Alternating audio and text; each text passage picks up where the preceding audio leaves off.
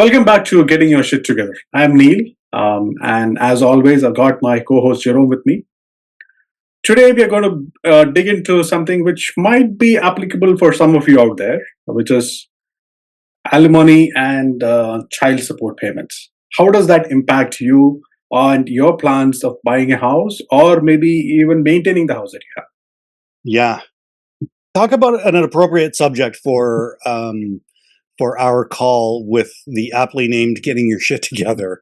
This is one way to deal with it, right? Like, been through a lot of stuff, and here you are. So, I mean, there are a number of things that we can talk about with this topic because there are just so many different things to face when it comes to it. But today we're going to focus on the impact of your qualifying and talk about some budget adjustments that you may need to make, some potential credit implications, and then looking at some future goals. So, alimony and child support, do they differ from a lender's perspective, Neil? Do you think that they differ from a lender's perspective? No, they don't differ because these are treated as obligations that any homeowner, if they happen to have a mortgage, Yeah. are supposed to service. Yeah. And so, from a perspective of somebody who is making those payments, yes, it's a negative impact. Yeah. But it's not viewed as a negative from the lender, right? They don't look at the borrower and think, "Oh my God, he's got." Oh no, when I meant negative, not necessarily that there is any other connotation rather than yes, these are treated as obligations or liabilities that need to be factored in. Yeah. When looking at a mortgage application. Pardon the expression, but like a loan payment, right? Yes. The person's got a loan payment; they have to be taken into consideration. Yes, absolutely. Yeah. Nothing more. And it does, unfortunately, in most cases, have an impact on what you can qualify for. Yes, right? And that is where I mentioned the word negative. Yes. Yeah. So, but it's certainly not the end of the world. I mean, is it? If somebody has support payments, should they forget about buying a house? Well, statistics show that at least 50% of the married couple or marriages end up in a divorce. Yeah. So if 50% of the marriages are ending up in a divorce, these situations of somebody having alimony or child support payments is not uncommon. That's correct. I've been doing this job or been in the mortgage industry since 2009, and I have certainly seen many cases where borrowers have had support payments of one kind, either child support or alimony, that they've been made to pay. I even had a case many years ago where in this case, it was a man. He had very good income. He had custody of the children, yet still had to pay alimony to his ex. Okay. So that was an interesting case. But I was able to help him get a mortgage, I think 3 or 4 times until he moved out of province into Quebec, which for me is a bit of a no-no. I can do them. I just, rather send them to people who are better equipped to deal with Quebec guidelines. But needless to say, definitely possible for people to own a home when they have either support or alimony payments going. So maybe not really a mortgage question, but is it always the case that there would be alimony payments in play, or these are still a bit more unique? Yeah, it's a really good question. I think the quickest answer to that is no, it's not always the case. More often than not, that occurs when there is a very large disparity of income. And more often in those cases, it's because there was a stay-at-home parent. Okay. And so that person gave up an income in order to look after the family. And then when the separation occurs, they now need either new training or something along those lines. So yes, there would be an alimony probably required. The second sort of reasoning I think that I've seen, and again, I am not a lawyer. This is not legal advice to anybody. The second scenario that I've seen is where there is a great disparity of income. So maybe the person who was primary looking after the children did have a job, but maybe that had lower hours or something like that. And instead of, them making the $100,000 or $150,000 a year, they were only making 30. And that was going to continue maybe because the children were young and the other person, felt free to continue making whatever it was they were making. So often in those cases, when the disparity is very large, would you have an alimony on top of a child support? Okay. At least, like I said, that's from what I've seen. No, understandable. And again, could be scenarios where maybe one person has much higher wealth than the other person, right? Not just income, but maybe they came into the marriage with great amount of wealth, and of course they're going away as well with a great degree of wealth. Yeah, exactly. It's people like that that are the creators of a prenuptial agreement and things, so that way they protect themselves and whatnot. I've seen a couple of those as well, for varying reasons. I had one not too long ago. A couple got married, and the parents of the one side gave a very large down payment, and in order to protect that asset for their child, they encouraged their child to get a prenuptial agreement, so at least that was protected. So All in kinds. these scenarios, again, in such a situation, how would you verify how much is, say, the alimony payment or the child support expectation, right? Because you're not just relying on somebody's word for that. No, that is true. And that's a really good question, because these are important things to understand going into it. Normally, when we are including the child support payment or an alimony payment, we need to see either a separation or a divorce agreement. Mhm. And if there isn't one of those available, then we need at least a signed document from each party, and it's notarized or signed by a lawyer. So I've done it with that, where husband and wife actually separated amicable. They made an agreement for how much funds were going to be transferred, between parties. They wrote it on the agreement. They went into a lawyer, and then the lawyer, or notary rather, because if you go to a lawyer is going to say you shouldn't do it that way, right? Because they have things they need to discuss, and hours of billing to charge and whatnot. So separation agreement would be the first and foremost, which most people have. Divorce agreement also kind of comes into play in there.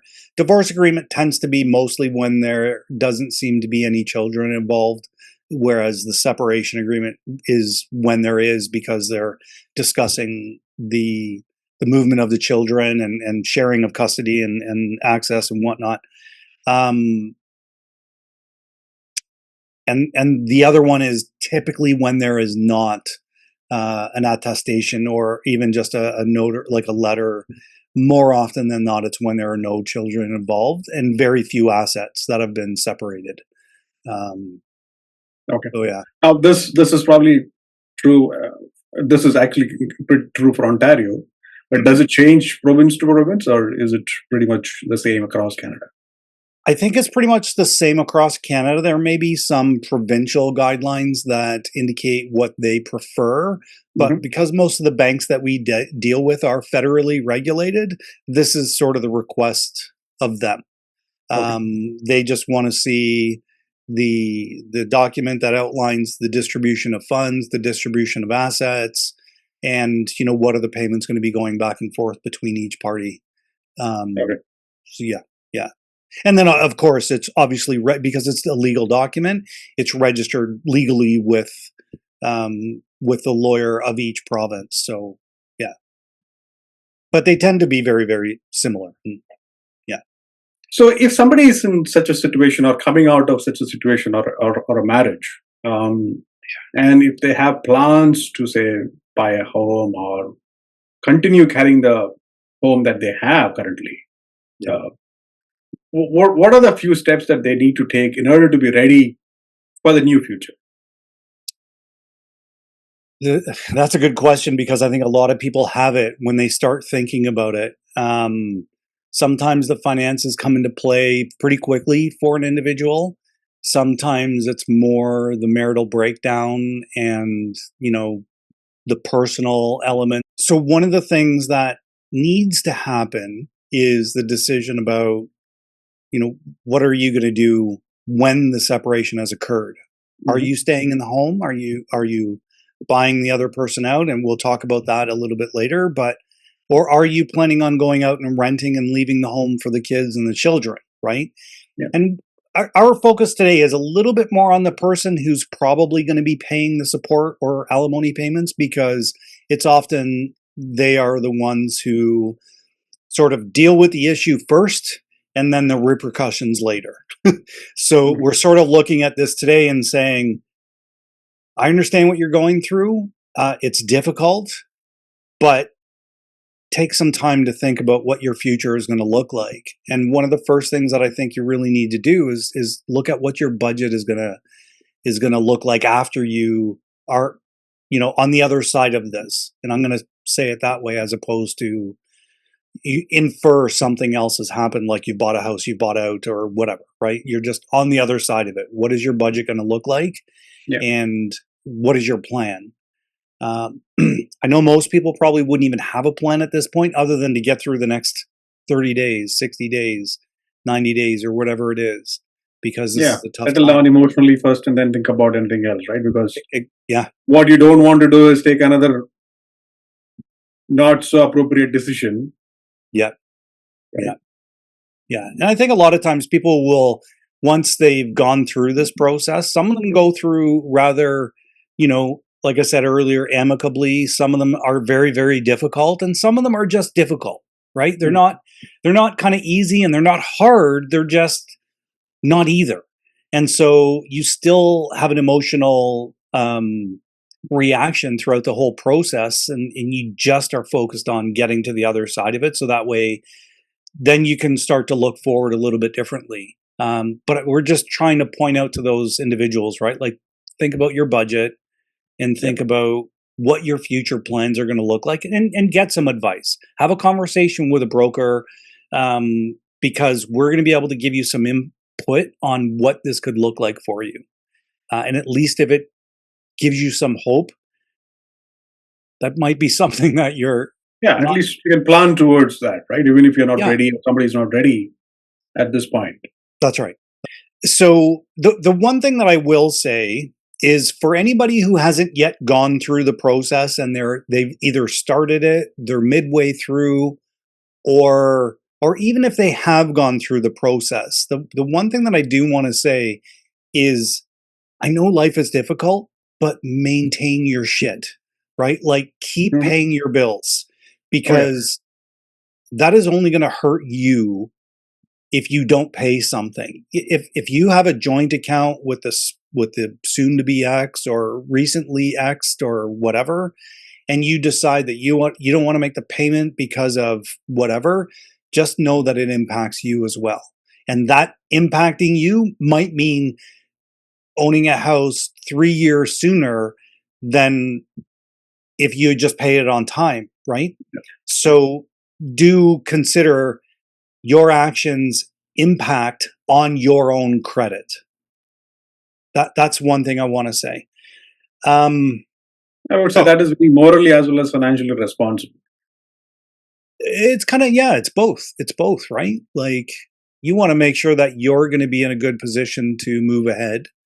And sometimes people think being angry at the other person is, making them feel bad, but more often than not, that's not the case, Yeah. right? So, but you have to think about what your actions are, and that's all I'm trying to help people remember.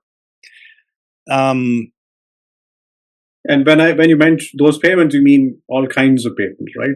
Like credit card payments, loan payments, if you guys share a vehicle or whatever, don't not pay the monthly amount because you're pissed off at that person. And I get it. Like there could be good valid reasons to be so, but you'll end up screwing yourself by not making the payment, right? And if somebody is, say, late with those support payments or alimony payments, then what?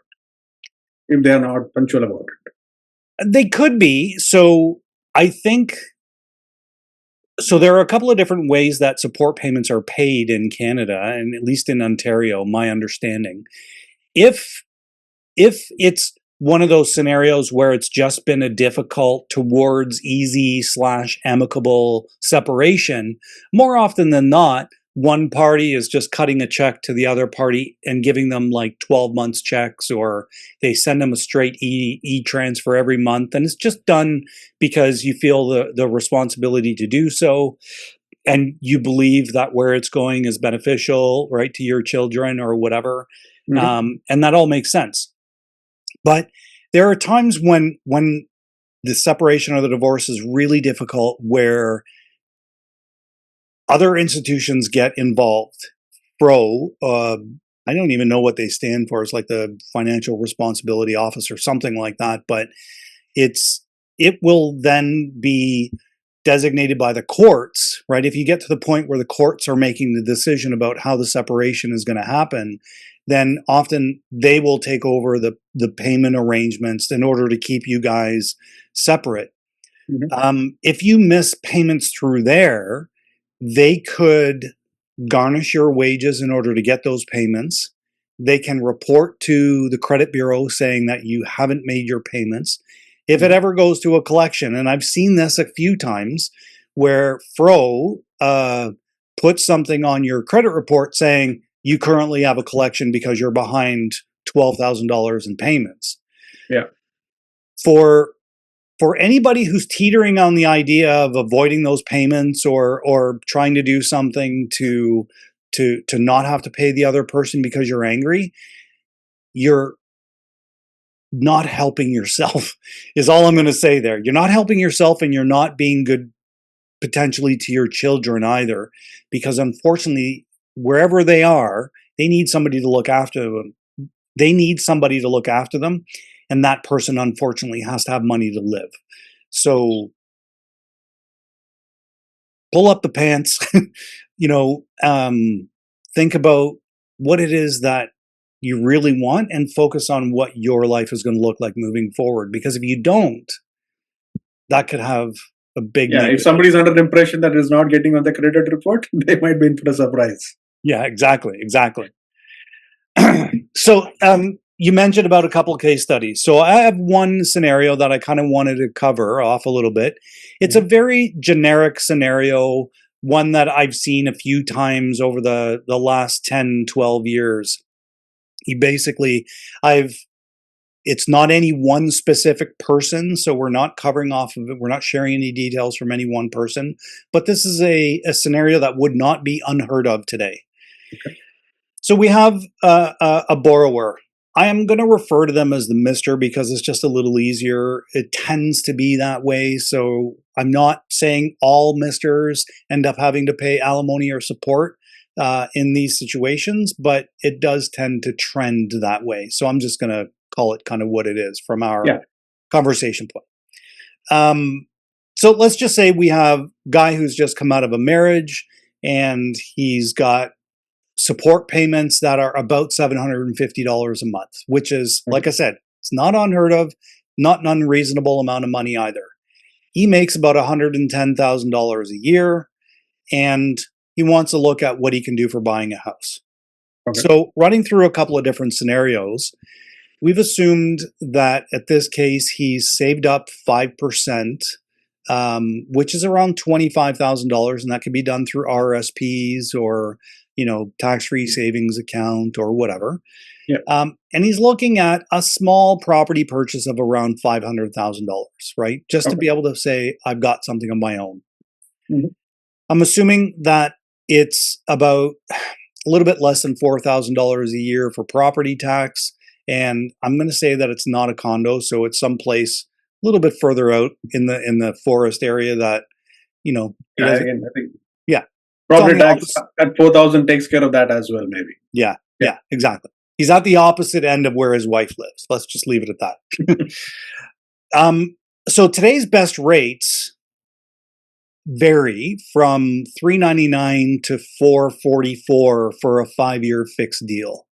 And most people should know that, generally speaking, when you want to qualify for a mortgage, when you want to max out what you can qualify for, we're using the lowest rate available. In this case, it's in the 5-year rate. So if we split the difference and just say, you know what, we're going to use 4.24 today, just as a random thing. And I am going to throw in the new rules for the 30-year amortization, because I do think that matters. So we're effectively going to be in that scenario in a matter of weeks right now anyway. So let's go off of it. So $500,000 purchase price, minimum down payment 5%, just under $4,000 for property taxes. And then, obviously we have some heat and whatever, but the guy's ratios for this, when he doesn't have any other debts, is about 37 gross debt service and 37 total debt service. Okay. We've kind of talked about this a little bit before, and I know we'll get into it again. So it's more for demonstration of the numbers than to explain what the numbers mean specifically at this point. We're going to assume that this guy has been relatively responsible and has no debts, except for now the $750 a month. And credit score is about 650 or 680. Yeah, exactly. Good point. I need to make sure that we share that. So good credit score, $750 a month. There's effectively two methods that lenders will use in order to determine how to apply that $750 payment. The first one is they simply add that $750 as a monthly liability. Think It's like a car loan, right? Same idea. So what does that do in this client scenario if we do it that way? Well, it takes his one ratio up to 45.3, which is higher than the allowable at 44. Okay. So in order to bring that back down, I ran through some numbers. He would have to increase his down payment by $20,000. So he'd have to bring it up to $45,000 on that $500,000 purchase price to get his ratios back in line. Okay, so that's a significant jump, right? From $25,000 down payment to now $45,000. Yeah. Plus closing costs. Exactly. So you got to have some significant savings ready. The other option is, and this one for a while was the more desired option from our perspective. It's, instead of calling it a monthly liability like a car loan or something like that, we actually add it all up for a year, and then we reduce the person's overall income by that amount. So in this case, you take $750, you times it times 12, you get $9,000. Mm-hmm. If we reduce his annual income of $110 on paper, reduce it by that $9,000, we end up with $101,000. Okay. When we do it that way, the ratios go from the original 37.2, 37.2, they go up to 40.5 and 40.5. Mm-hmm. So on the one hand, on the second number, it stays much lower. But on the first one, it kind of goes up a lot because you have less income now that you're technically working with. In this case, he would have to increase his down payment by $20,500. So he would have to have a new down payment of $45,500 in order to get that first number back within lines, which we're looking for 39 gross debt servicing on that one. Okay. So right this second, if you're buying if you're buying with less than 20% down, the first method is probably the better one. But if you had 20% down or more, the second method is definitely the more appealing one because you're actually allowed a little bit higher housing costs if you have more down payment. Yeah, because So of it the gives you a little bit more. security to the lender. Yeah, again, and it is very, very dependent on the lender. So if you're in a situation like that, and that's why I say it's really important to have a conversation with a mortgage broker or an agent, then we can at least run the numbers for you a couple of different ways to let you know what options are available to you that give you that plan forward. Yeah, I think it's a good example to sort of show the impact of having such obligations on the mortgage eligibility for somebody who's looking. And again, there are various ways it can play out, right? If somebody has a high net worth, Yep. then it's a different calculation altogether. So Yes. yeah. Something else that can happen in a breakup is somebody says, we both own a house together. I want to stay in the house and I want to buy the other person out. So that's an Yeah, option. makes sense. You're saving on the transaction cost, the 5% of the realtor cost and whatnot, right? Yes, yes. And this happens quite often. And from what I've understood through COVID, that it was happening a little bit more often because, varying reasons, people were spending a lot more time together and they learned a little bit about themselves, something that maybe, whatever. So we call this a spousal buyout program. Some people will say it's a refinance in order to remove your partner from title. Some people will just simply call it a purchase. Some people call it a spousal buyout. I mean, it all technically falls under the same category. Marital breakdown. Marital breakdown. That's right. Yeah. It's less meritable. And so, yeah, the breakdown results in somebody's going to take over the house. And so one party is effectively going to buy the other person out in order to allow them each to go their separate ways. So do you want to touch a little bit on sort of what some of the requirements are needed for something like this? So they basically the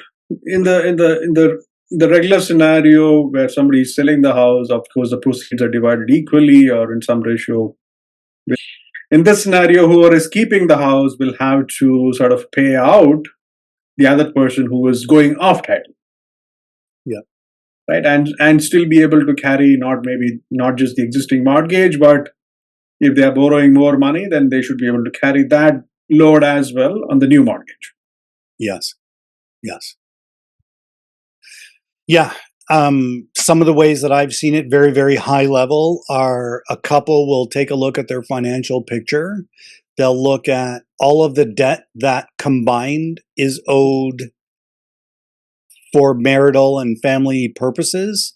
Then they look at the property value of the house that they live in. They subtract mortgage and all of the other combined debt that is, maritable split. And the difference is what's left to pay each other out minus expenses. So one of the things that happens is if you stay in that house, you avoid having to pay the realtor fees. So that's a big savings right away. And then you can split the difference by having one person buy out the other. Yeah. So very, very high level. I mean, it doesn't always work out exactly that way, but that's kind of that's the idea. A framework. Yeah. Yeah. Oh.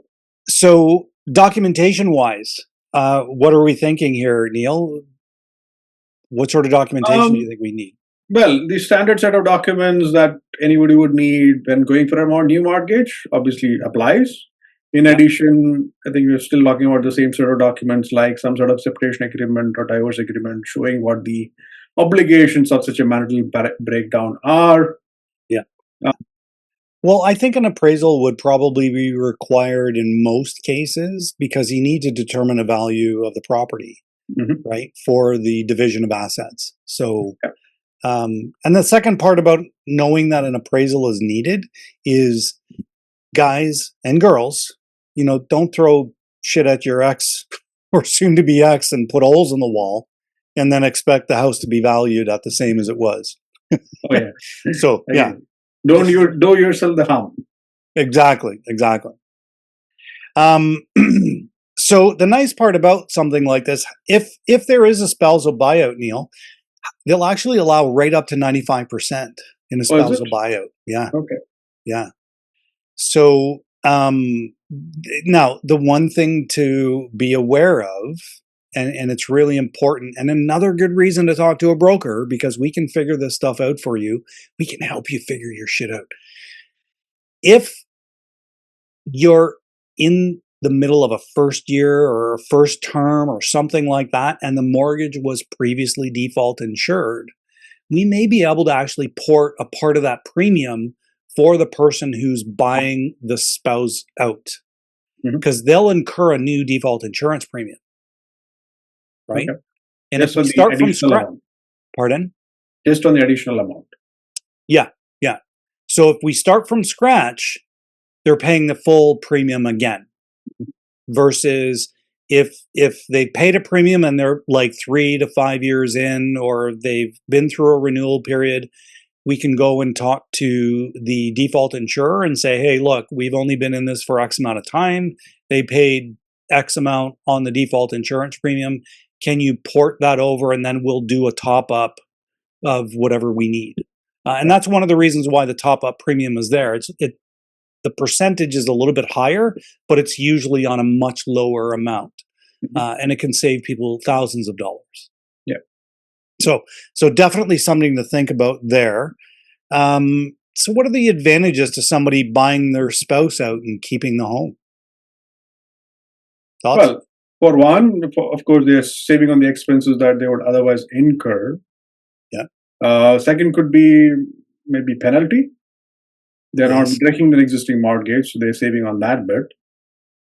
And it helps the one partner who stays to feel like they have a sense of stability, right? Because they're still in the home that they're familiar with. Their world's changing, like no doubt about it. Their world is changing, but sometimes that little bit of stability can make a difference for some. Yeah.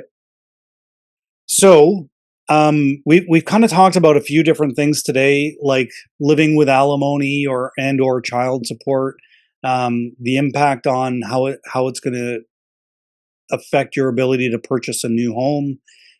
Things to think about are your budget.